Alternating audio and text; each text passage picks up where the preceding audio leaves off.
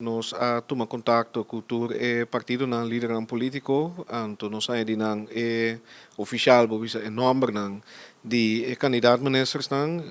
cada candidato tambe a firma bo bisa ng deklarasyon ku nos por entama e processo de screening, nos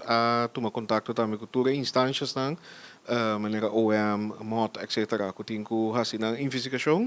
e durante o curso de Jabierne e Jasabra, mi mesma persona arriba conversação também com cada candidato para ser conhecido, para bisa intercambiar, arriba ponto ng de urgência também informar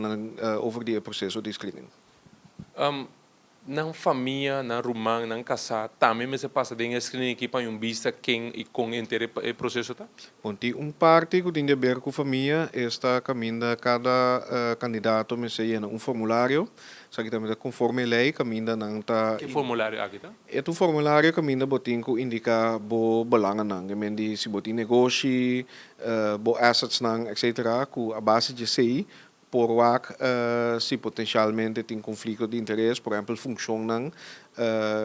lagu sa nevenfuncties nang, e sei nang ta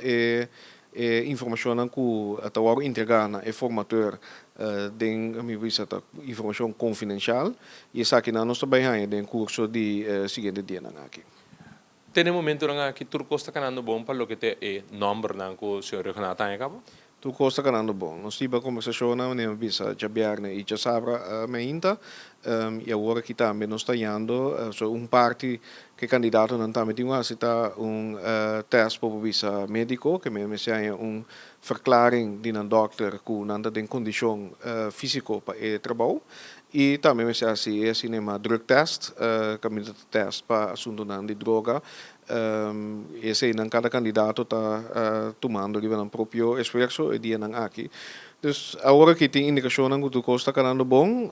nós lo tem mimes persona, lo tem conversação com o líder dan político também para dar um update com o screening trabalhando den linha ng grande e também seguir o que te ponto nan di atenção ku gobyerno din su promesing dia nang namuri papeting ko bay atender